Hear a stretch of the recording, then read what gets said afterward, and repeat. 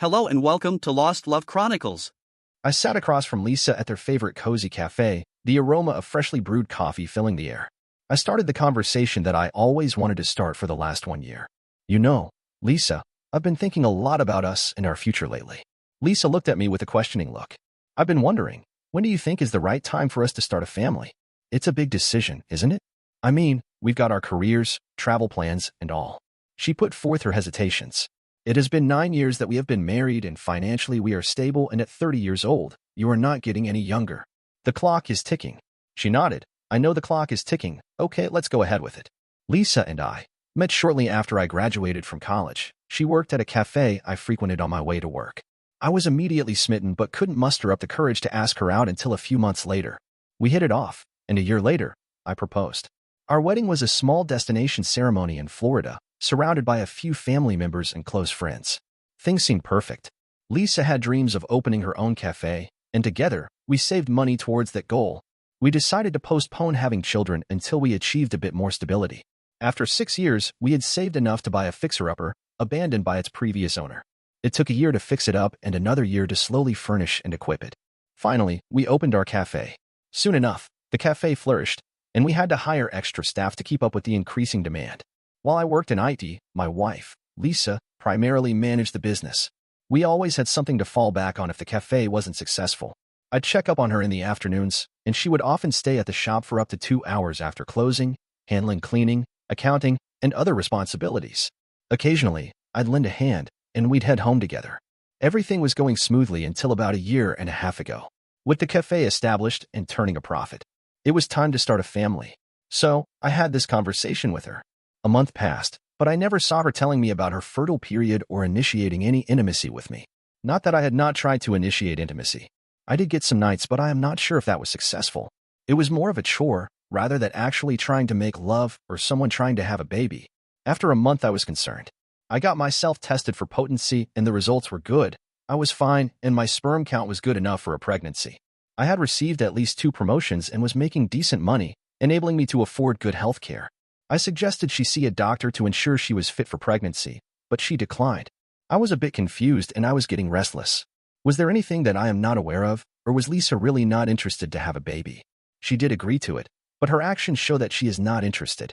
So, like a concerned spouse, I had another round of a serious conversation. I was having my coffee at the breakfast table and Lisa walked in. I am someone who does not like to beat around the bush, so I shot a straight question. Are we going to start a family? I have been putting the effort, but unfortunately, I do not find any effort from your side. If there is anything that you want to discuss, it is the time. Lisa sat down. If I get pregnant, who is going to take care of the cafe? You have your job. I know you do help at the cafe, and it helps, but once I am out, I am afraid it will just fall apart. We can hire someone. Everyone does it. Even if you get pregnant, it's only after 6 months that you need to be taking a lot of rest. You can hire someone and groom that person for a few months and then take a break. Every working woman who plans a child gets a break. You will be no exception. Besides, if required, I can leave my job and concentrate on the cafe full-time. Either you tell me that you do not want a child. I'll never raise this topic ever again. I was precise and clear as to what I wanted. She nodded and said she will look into it and agreed to try for a baby again. However, a month passed, and she never brought up the topic again. Concerned, I decided to bring it up during a drive home from the cafe. To my surprise, this time, she became defensive and accused me of not considering her feelings. She thought I was trying to take away her dream of running the cafe by suggesting she become a mother. You agreed for this. I reminded her. There were no more conversations. I was very unhappy. Not because she was not agreeing with me, because she agreed and now backing out. I even agreed to leave my job. That was also rejected. I noticed a pattern where I was always open to compromise, but Lisa seemed less willing to meet me halfway. I dropped everything to help her pursue her dreams, putting in extra shifts and overtime to contribute financially. There were times I wanted something for myself, but I chose to forego it to save money for her dreams. However, she wasn't as willing to make sacrifices. A week later, during dinner, she surprised me by expressing a willingness to try. Ecstatic, we started trying right away. However, after 4 months with no success, it was disheartening. I decided to take proactive steps, and once again, I went to the doctor for a checkup, including a sperm count analysis. Fortunately, my work benefits covered a few free checkups per year. The doctor assured me that everything was fine on my end, which left the possibility that Lisa might be facing fertility issues. Starting this topic with her seemed challenging, as I didn't want her to see it as an attack or feel like it was her fault. So one night while we were lying in bed, I decided to bring up the subject gently. I took the route of blaming myself. I volunteered to go to the doctor again, even though I already had. Lisa reassured me, insisting that she was sure nothing was wrong and that, for some people, it just takes time. Wanting to believe her, I decided to be patient. I did some research, and most of the articles mentioned that conception could take years for some couples. I was having doubts in the back of my mind. I chose to ignore them and wanted to be patient. For about a month, things seemed fine, and I tried to maintain a sense of patience. I usually am the one to get up late, and Lisa left early as she had to open the cafe by 6 a.m. I usually got ready and left early enough to stop by the cafe and see her before heading to work. This morning, as I was in my bathroom, I felt that the bin was full and it had to be emptied. I took a bag, started emptying the bin in it. What I found shook me to the core. I found an empty card of birth control pills. The discovery sent chills down my spine. I took the empty birth control card into the bedroom. I saw my ring on the bedside table. For the first time, I didn't feel like putting it back on. Instead, I took the card in my work bag and finished getting ready. The drive to the cafe was excruciating, my mind racing with all the possible reasons for Lisa's actions. Arriving at the shop, I greeted her as usual, bought a coffee and a muffin, and tried to keep things normal. Did someone come to the house for a visit? I found some of my notebooks out of place. I asked her. Not that I know of. Besides, we are the only ones who enter the house. I am here all day, and you are in your office and later here. I left shortly after, got into the car, and tears finally flowed, something I hadn't experienced in years. The entire day at work was miserable, and I didn't know what to do. I researched the name of the birth control online, confirming it was a prescription. So she got it after a doctor prescribed it. Why is she taking pills if she wants a baby? Does she have some medical issue I am not aware of? I had to ask her and get things straight. I decided to leave work early to see her at the cafe. I reached the cafe, but I could not find any spot for parking. As I drove past the cafe to find a parking spot, drove past the backside of the cafe, I saw a guy talking to her. At first, I assumed he was a maintenance worker or someone making deliveries. Then, to my horror, they shared a quick kiss. Lisa quickly walked in, and the guy left. I was shocked and was still unable to understand what happened. I kept driving until I got home, where everything suddenly made sense. She did not want to risk getting pregnant with someone else's child. Is that the reason for the pills? It took me an hour to calm my nerves and think what I wanted now. Confronting Lisa would be useless. She has lied to me with trying to have a baby and the pills. I cannot trust her anymore. Confronting her with infidelity without any proof was useless. So, I did what I could. I immediately started looking for a private investigator. I found Roger Clifford, a former law enforcement officer, took my case. Are you serious about this? He asked. I have seen a lot of men back out midway from the investigation. They were too afraid and wanted to avoid the painful results. Although the pain was just delayed. I just need to know who this guy was and how long they have been seeing each other. I responded, I am not a weak man. I just want justification for my future actions. I don't want to start a war that I will lose. I paid up front and provided all the information needed and walked out. Needing time to clear my head, I went for a long walk. By the time I returned, Lisa was home. Why did you not come by the shop in the evening? I guess I am under the weather. I better go and sleep it out. She did not ask anything else. For the next 1 week, I avoided her and tried my best to stay at office. I left early and came back late. Just went to my bed and slept like I just went to a coma. After a week, the investigator called me for a meeting. Roger welcomed me and gave a glass of Jack Daniel. I gulped it in one go and sat down. He handed me a file. I went through the contents. Jason Martin, Lisa's former classmate. He's the one screwing Lisa. The last time they were together fornicating was at the Riverside Motel. I am sorry, Mike. She is cheating on you. The folder has everything you need for proving her infidelity in the court. I was silent. I was just blank. I did not feel sad or angry. I was just blank. It took a few minutes and I got up. I shook hands with Roger and thanked him. I reached home and waited for Lisa to come home. When Lisa arrived, I was in the kitchen, preparing myself to have the difficult conversation. Let's talk.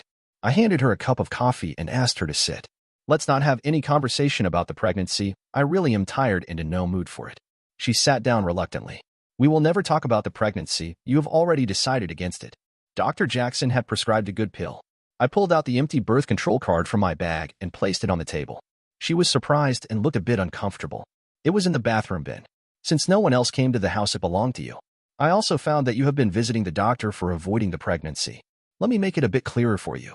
I am here only for the truth and your excuses are useless. I was just worried for my cafe. I did not want kids. She said. So, you did not want kids, or you did not want kids with Jason. I sneered. She had her hand on her mouth and gasped.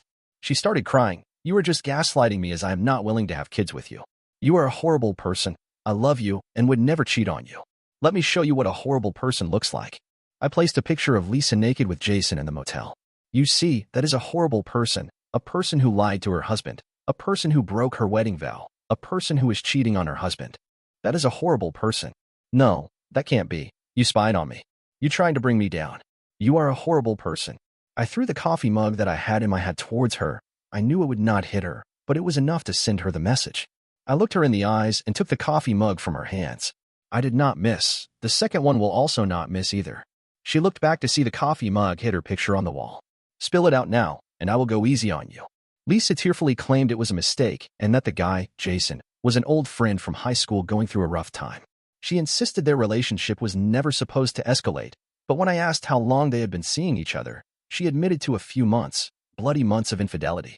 Angry and frustrated, I slammed my fist on the table. It took me 5 minutes to calm down.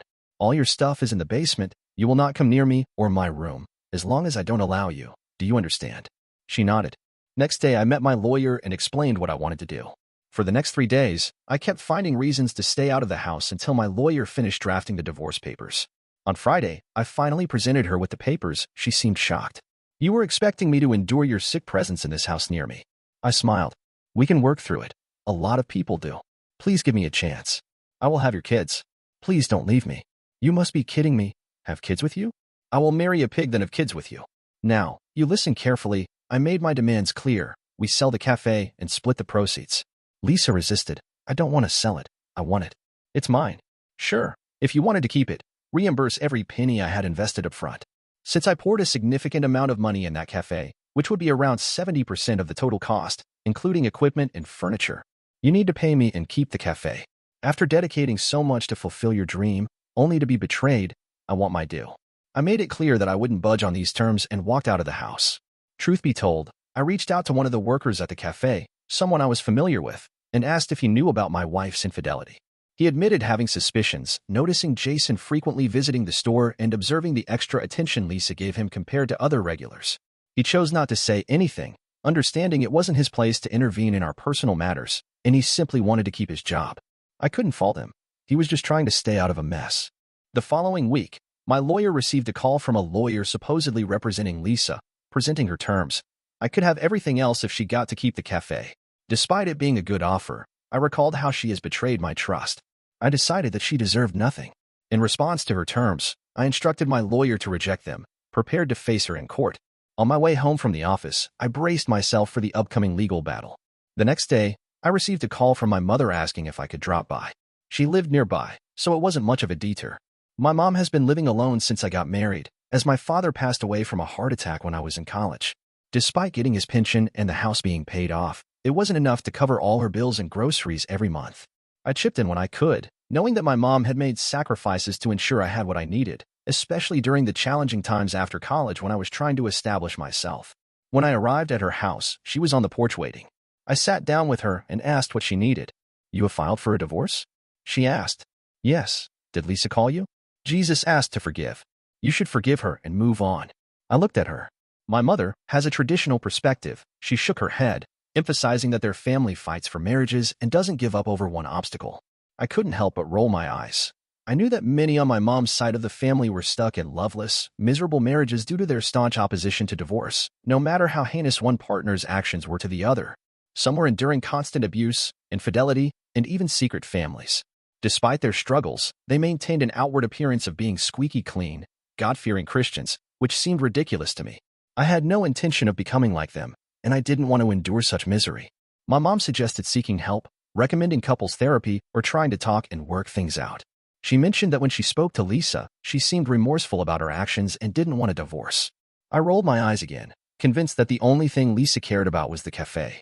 To appease my mother, I told her I would think about it, but deep down, I had no intention of letting Lisa off the hook. I had already made it clear to Lisa that I would accept whatever the judge decided in court, but I wasn't going to cave to her demands as I had done so many times before. This time, I was looking out for myself. Last weekend, I got a call from my mom, saying she's having computer issues. It's a regular occurrence, as she's not very computer savvy and mainly uses it for Facebook and email. Every few months, I have to swing by her place to clean up files and clear out the clutter of pictures she downloads from Facebook. She tends to forget about them until the computer's memory gets too low and starts acting up. So, I went over there to clean up the mess, deleting all those unnecessary pictures and files that had piled up over the last few months. Once I freed up enough memory, I did a quick check to ensure everything was running fine. As I opened the web browser, her email popped up, and I noticed email chains from her and Lisa. Now, I'm not one to snoop, and if those email chains were from 3 or 4 months ago, I wouldn't have minded, as it was before the divorce was even a thing. However, there were recent ones, even from the day before. This got me wondering why my mom would have any reason to be talking so much to the woman who cheated on her son. I decided to open up the email chain and started scrolling.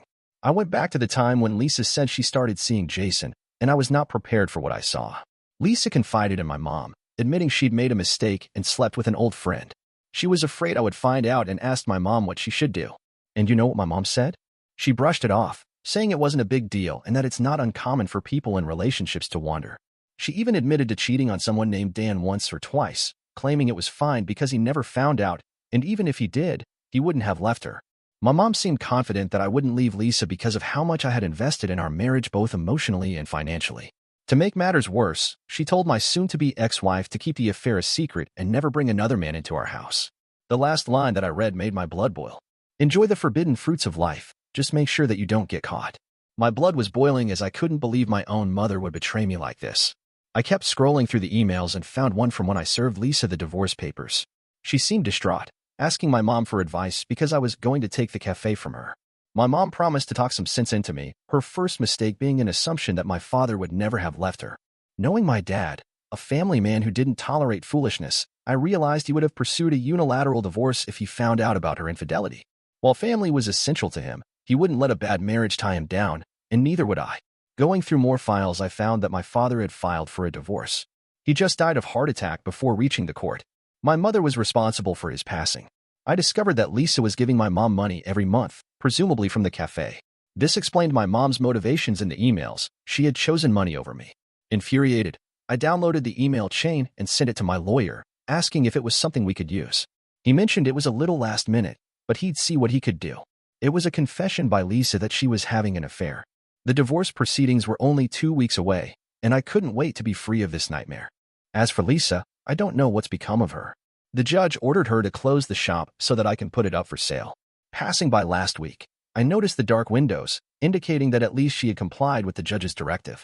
While I thought I might feel some sympathy if she lost the shop, I find nothing but hatred for her. Even on a human level, it's hard to muster pity for someone who hurt me so deeply. During the courtroom scene when she started crying, I just shook my head. My family, from my dad's side, has been an enormous help through all of this. They've been incredibly supportive, and some even offered me a room in their houses until I figured things out. However, I prefer being on my own right now. I've asked them to help me search for a home that won't cost me an arm and a leg if they really want to assist. The drama surrounding my divorce was over by now, but there were 2 more chapters that I must deal with. First, I filed a lawsuit on Jason for alienation of affection. I shared the details of his affair with his office, though I did not expect anything from it as Lisa was not a coworker. Second, I sent the feed to his wife. To my surprise, she was already going to file a divorce, but now she will be filing it on the grounds of adultery. Second, and most importantly, I cut my mother off. I stopped sending her money. I usually do at the end of every month. When she noticed the absence of funds in her account, she called me. "Where's the money, Mike?" she asked. "What money? You give me money every month. Did you forget?" "Oh, no, I did not forget. I just thought since Lisa was paying you, you don't need me to pay you." "No, she is not paying me anything." "Then in that case, you have to figure out how to make Dad's pension work because I was done with you." She tried to argue, but I cut her and told her that she sided with Lisa rather than her own son. She tried to explain that she was just looking out for me in my marriage, not wanting me to go through a bitter divorce at a young age. At this point, her excuses meant nothing to me. I suggested she ask Lisa for money since they were such good friends, a petty jab, perhaps, but I didn't care. She claimed she hadn't heard anything from Lisa since the judge's ruling. Too bad, as she wasn't getting anything from me, and I wished her good luck. She got mad at that and called me ungrateful, a despicable son, and said none of her nephews would treat their mother that way. I told her she should ask them for help since they were such good boys. She started pleading with me, trying to play the mother card, but this was not about that. I told her she's not a good person. A good person would not have encouraged my wife to cheat on me. Enjoy the forbidden fruits of life, just make sure that you don't get caught. She now knew that I know about her backstabbing. Jesus said to forgive. I cut her and said, go meet him and ask for forgiveness. I explicitly told her not to call me again, and I hung up. However, that wasn't the end of it. The next day, my phone was bombarded with messages from family members on my mother's side, demanding to know what was going on. Apparently, my mom had been spreading nasty and false rumors about what happened, telling them that I cut her off because she had become a burden. In response, I sent everyone who messaged or called the email thread. Now, half of them are on my side, and half are on my mom's side. I've been uninvited from birthdays, weddings, and family barbecues, but I don't care. That side of my family is toxic, and I don't want to be around them anyway. The only reason I tolerated them was because of my mother. Now that I've gone no contact with her, I don't have to deal with them anymore. I went through my therapy and now I am in a much better mood. I got myself 2 large German Shepherds as company. Got them from the adoption center. They are quite a handful. They were to be euthanized in a few days if I had not adopted them. I was a bit skeptical about them, but they turned out to be amazing. The best part of the day is when I come back home. I get loads of kisses and licks. I guess I found unconditional love. Dear listeners, please share your thoughts in the comment section below and don't forget to like, share, and subscribe.